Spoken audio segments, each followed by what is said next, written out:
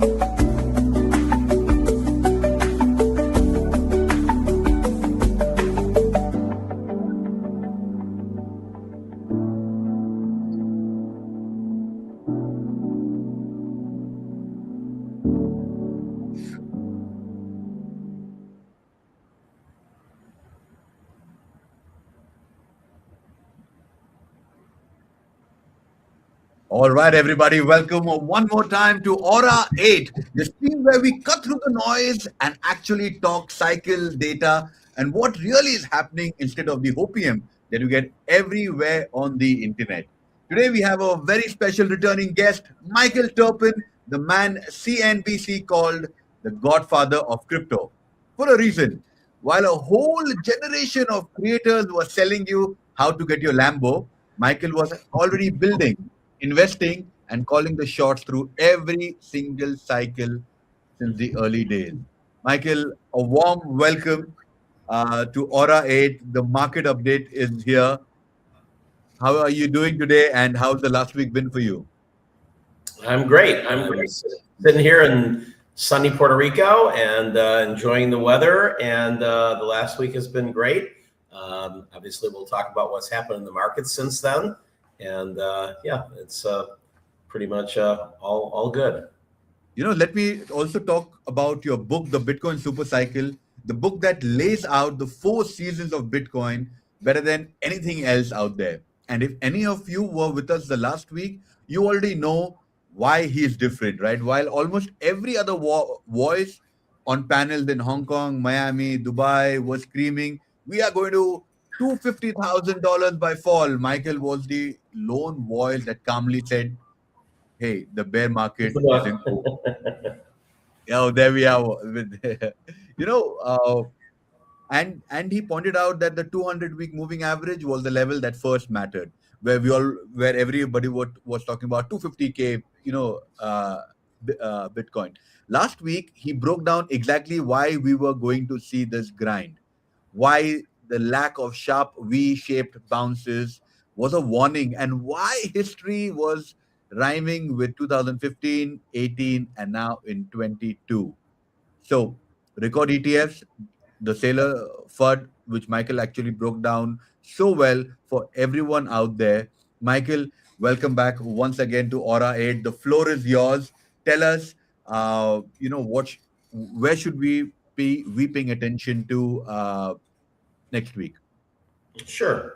So again, we are now, have gone below the 200-week moving average a couple of times. We went down as low as 59K and change, and that seemed to have some good buying happening there. So the institutional floor that everybody thought was going to be ETFs did not hold. We've had a lot of days in a row of selling. Today it seems to have lightened up a bit. It may be finally exhausting itself, though. I mean, you can't sell forever. At some point, you do run out of coins to sell, and that's what finding the bottom is all about. An interesting thing that happened this week was after everybody was panicking because Michael Saylor, after saying why he was going to sell a small amount of Bitcoin, $2 million, 32 Bitcoin out of his 830,000 Bitcoin, just so he could show and demonstrate to the credit agencies that he could sell Bitcoin, because some of them were looking and saying, well, if you're never going to sell Bitcoin, then it's worth nothing, which is kind of bizarre to me. It'd be like saying that you can't count the real estate value that Macy's has because they're never going to sell the real estate that they have their flagship, building on, right? I mean, it's just like, it's crazy. Obviously, you can sell Bitcoin very quickly at market value. And he sold a very small amount, $2 million worth. $2 million, right? 32 Bitcoin, and the world panicked. And, and then this week he bought back $100 million. So sell to buy back $100 million at a lower price, seemed like a good trade to me. And the market obviously has stopped dumping with that as a narrative. But because we're in a bear market, it didn't, go significantly to the upside. We're up a little bit because I think we were oversold at 59K. It doesn't mean we're not going to go lower. It's just that, typically it inches lower because you try another recovery, it fails. It goes and tests the low, goes below the low. You have another recovery and it fails. So we're still probably a good 3-4 months away is the most likely scenario of where we find the bottom. But we're in the range right now where if you're buying Bitcoin below the 200-week moving average, you're doing just fine. If you look back at, 2022, if you bought Bitcoin at 15K, 16K, even 18, 19K, it's a rounding error if you sold it over 100K or 120K. So similar things will happen this time. No, you very rightly pointed out where Michael Slayer actually sold 0.004% of his holding, and that became such a big narrative. You did mention last week that the enemies of Michael Slayer wanted to really push this out and create the entire FUD, which I think they successfully did to an extent. But I hope everybody's now got the answer where he bought more Bitcoin the last week. But what I wanted to ask you is that is this a healthy and a necessary reset that exposes how fragile confidence still is? Because there's Well, one it's at just one going exactly where the cycles have always gone. I mean, you end up having, Bitcoin is always overvalued at the peak of the bubble. It's higher than it should be in terms of the fair market value. And when the bubble pops, it takes about a year to unwind. It's going right on track. And so when you get to the bottom, it's below where the fair market value is. And, the lowest indicator of fair market value is the 200-week moving average. So we're already where we were on average 4 years ago. So over the last 4 years. So, that's certainly, and, the next sort of like leg down is the realized value, which is around 53K. And, then you can look at metrics like 300-week moving average, et cetera. So obviously you can always go lower if there's sufficient people to sell, but we are running out of sellers. And, for the most part, if you, I said in 2022, if you didn't sell after Terra Luna and you didn't sell after Celsius and you didn't sell after FTX, you pretty much weren't selling. You turned into a long-term holder because you just don't want to, unless you really believe that Bitcoin was going to zero or substantially lower. And pretty much the last of those sellers were FTX, because a few weeks later, you had another, bad news bankruptcy, which was Genesis Lending, big lending arm of DCG. They went bankrupt. That was a substantial hit to the narrative. And yet the price didn't go down. Why? There were no sellers left. Once you saw that happen, then it was time to load up the trucks. And a lot of people did.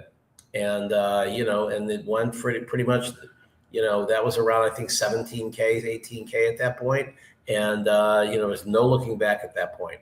It went up to 20, went up to 25, stayed at 25 for a while, wobbled around. And then obviously by, the halving, it was up to 64. And then on to 126 at the bubble pop. You have been very clear that the 4-year cycle is still playing out almost exactly as before and is stronger than ever, with ETFs, corporate treasury, and global liquidity now this large. A lot of people are saying that this time is different and the old cycle is broken. What specific evidence or price action would you want to point out that actually makes you start questioning the cycle thesis? Well, obviously, if it stopped doing exactly what it's supposed to do, right? If all of a sudden, you did have, as people were projecting, a 2-month or a 4-month bear market, and then it just went rocketing back, but it didn't. And it would defy all logic of cycle behavior, and not only that, just of the charts, right? I mean, I was fairly alone in saying in February when Michael Saylor said the bottom's in, we're up from here, and people were projecting 250K by the summer, 250K by the end of the year. And I was like one of the very few, not the only, but one of the very few who said, I don't think we are going to have a 4-month bear market. It just doesn't make sense. Because, when you go to the bottom, then you don't stay. You would have to believe that we'd be staying at the bottom for 8 months longer than normal, or that it would speed up the cycle on the other end. And so far, I'm just not seeing evidence that that's the case. There's about 40 different things that I track, and the majority of them said that we're still far from the bottom in terms of time. Maybe 60K is close to where we end up getting, but the point is we were not ready for a turnaround because, first of all, we did not hit pretty much any of the indicators in February that said we were at the bottom. We didn't hit the 200-week moving average. You got to remember, it's a moving average. So when it hit 60K last week, it was below the 200-week moving average. When it did in February, it wasn't. The 200-week moving average in February was around 57K. It did not hit that. By the time it hit it last week, it was a 61K. And so now that we're below there, we're seeing how low we can go. But, we had, I think we were below 10 fear and greed this past week. So, we're still we're not in any position to be like, going into blast off mode. Yes, we're up a little bit this week because that often happens when things are oversold. And I can see it going up into the high 60s. I really think that it's going to meet resistance in the upper to mid 70s, and then we reject it. And when it's rejected at a lower high, then it goes back and retests the low. And this is very similar to what happened in 2018, where it just kept on hitting this low at 6K, and then all of a sudden it broke, and you ended up going all the way down to almost 3K. And it's worth waiting to see if the resistance that repeats around that moving average breaks, and it's more typical that it does than it does not. And so I think the institutional argument that the ETFs were a cushion has proved out to be, as I projected, to be false. ETFs are not institutions buying for themselves. They're retail buying through institutions, and they're oftentimes first generation retail. People who bought an ETF, the typical ETF buyer is not somebody who has been buying and selling on Coinbase or Binance for years. They're typically ones who didn't feel safe putting their money into a crypto exchange, but they felt just fine putting it into Fidelity or BlackRock because they were used to dealing with them, and they could buy it as a security on their Charles Schwab account. But they're still looking at the price they got in and saying, oh, I FOMO'd in at 110,000. And man, I should have sold at 120. Now it's down to 65. I better get out before it goes to zero. And that's typical first generation retail behavior. And, it's been proven by the number of consecutive days we've had of, net selling in the ETFs. And this is the time when you should be buying. But retail does the opposite of smart behavior. And that's why there's liquidity for people like me to buy at the bottom and sell at the top.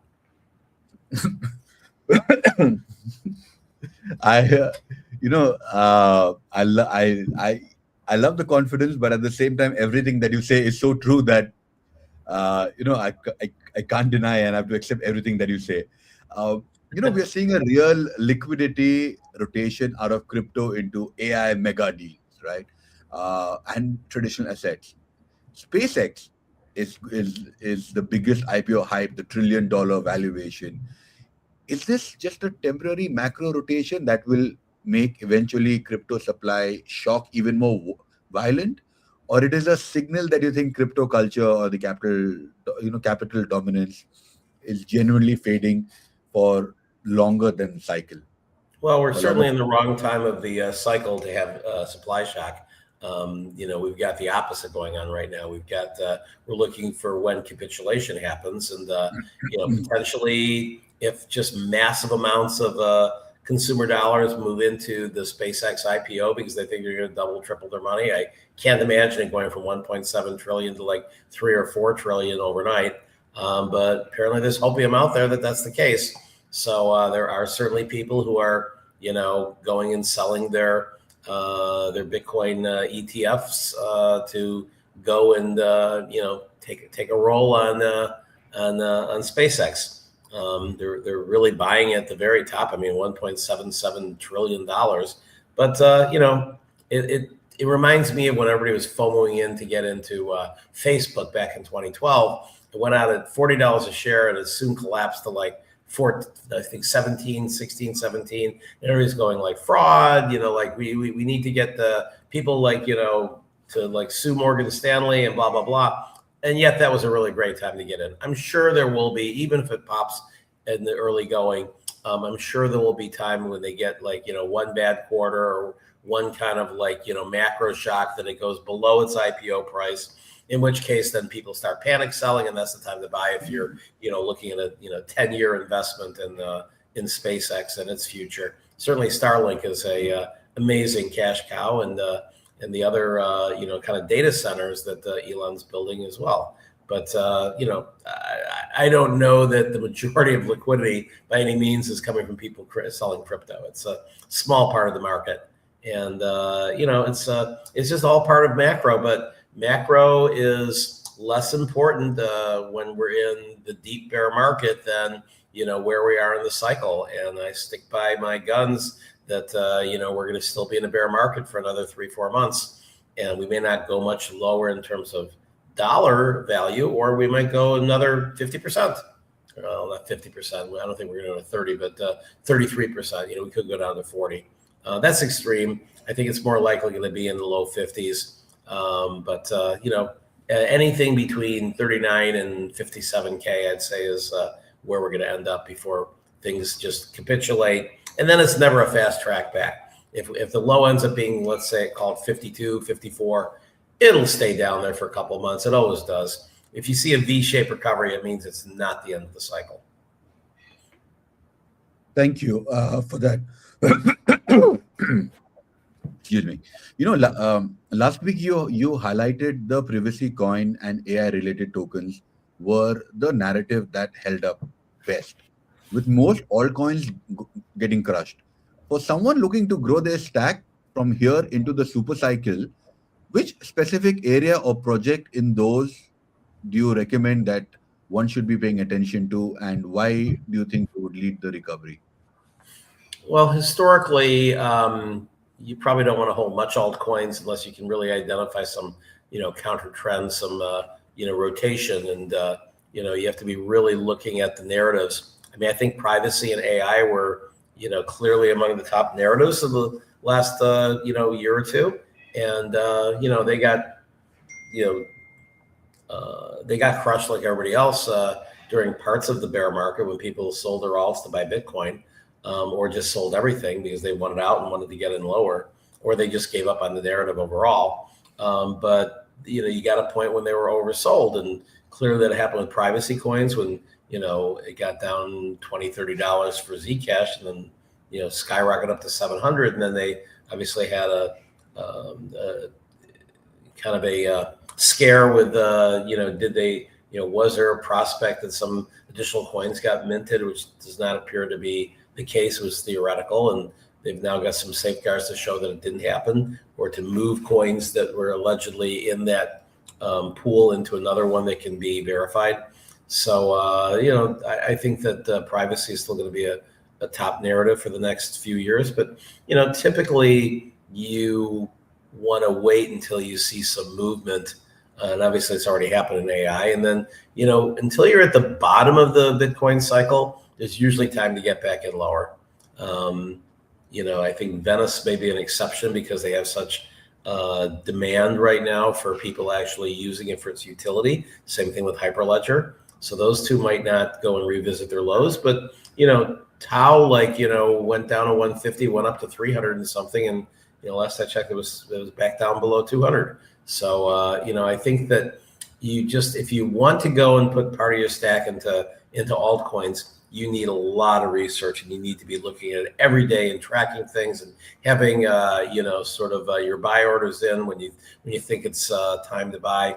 As opposed to Bitcoin, you can be, lot less panicky. You can just, literally buy once at the bottom or near the bottom and sell once near the top. And, a calendar as opposed to a stopwatch is sufficient. This particular phase that we are in, the capitulation phase is where generally where the real wealth is built. And if you keep your head on, like, I would like to know what are the combinations of development this week or in the next week would you tell, like, that the fear has finally exhausted, or we're still transitioning into the early greed FOMO phase that historically drives the biggest growth in the cycle, or we are away So from it? you buy when the fear is at the maximum, not when it's exhausted. And we still have arguably a few more months of same levels or even more fear. And if you're buying you're buying anytime that fear and greed is an extreme fear, which is like, I think under 25, you usually do fine. If you buy when it's under 10, you do extremely well. We were I think briefly at like 8 the other day when it was like around 60K. And but it could go lower, and if it goes lower, then the fear will go to lower levels. I mean, if we get down to somewhere in the 40s, the fear might be at like 2% greed. So we'll see. May hit all-time records, in which case back up the trucks. That's always a sign that it's the best time to buy. But you don't have to hit it to the day to make good money. Just buy during the season of the bottoming, which starts now and ends when the actual bottom occurs, which you oftentimes can't tell until it's already passed. I think the most likely is going to be, September, October, but it would not surprise me if we had a big capitulation, end of this month, start of July, in August. I mean, it can be driven by macro or some kind of black swan event. And if it goes down to the bottom levels that I think are probable, or even possible, then it's not going to wait a few more months. I mean, if we went down to like 39K in July, we don't have to wait for October for it to go down to 29K. Peter Schiff, of course, was one of the top fear mongers, pushing the gold narrative, sell Bitcoin before it goes to zero, buy gold, which has been a broken record from him for more than a decade. But he put out his chart saying that there's no support for buying Bitcoin, and Black Monday will occur last Monday and will go below 25K on its way to zero. Of course, that didn't happen at all. It actually went up that day. Historically, if you look at it, when there is a war, gold prices go up. But in the current scenario, we see that the gold is dropped to about 25% lower from its all-time high. And specifically, we, I think, have not reached any peace talks. We are just going, in circles. But why do you think gold is also dropping? I think it's because gold had already, had a massive move. I mean, which war are we talking about? I mean, we had a war with Ukraine. We had a war with the Gaza. I mean, we had the war with Iran. I think this is not the first war for gold in recent years. And I think that gold responds to other things too, like money printing. And, you had the perfect storm of it having been flat for a long time. And then all of a sudden it went from like, 2,000 to 5,000 in a year. And I think topped out around 5,500. And that was just, that's when everybody's going, oh, it's going to 20,000, and just similar behavior to Bitcoin. They're buying it at the top and think it's going to go to like ridiculous numbers. I mean, I saw people when silver went from like, $25 to like 100 and something, they were going, oh, it's 300 by next week or whatever. And, and it wasn't, right? So it's, you have to look at the charts, and you can tell when the momentum started to slow, and that's probably a time to take some money off the table. And the same thing with Bitcoin, same thing with commodities. I mean, they may follow different cycles, but they follow very similar technical analysis on the charts. So if you stay choppy or even retest the 60,000 mark that we are in, or perhaps the upper 50K over the next couple of weeks, what are one or two specific developments, on-chain, macro, regulatory, or sentiment related, would you make meaningful and more bullish sentiments in the next 30 to 45 days, even before we get a strong price breakout? Sure. Well, I mean, the only way I'm going to be bullish is if it, kind of breaks through resistance and, ends up above like 85K and looks like it's going to be powering through 100. Then all of a sudden it's like, okay, I guess, June was the bottom. I don't think that's very likely. I think it's maybe a 20% chance that June was the bottom at the current numbers. It would be the first time that, we just sort of like wicked to the 200 week low and then just never visited again, especially this early in the historic 12 months that it takes to go from bubble to bottom. So not impossible, but that's why I watch not only the calendar, but I watch the charts, right? And sometimes it's affected by macro, sometimes it's not that affected by macro. You would think that we would have had a better move when the sailor bought a whole bunch of Bitcoin, 50 times what he sold, but 100 million versus 2 million, but it didn't. It sort of was like no effect whatsoever. So as I said in my book, there's this news relativity paradigm that I've observed that in a bull market, bad news gets ignored and good news is accentuated and sort of like overhyped. And in a bear market, it's the opposite. Good news is ignored. It was the last bear market in 2022 is when El Salvador made Bitcoin a currency that had no effect.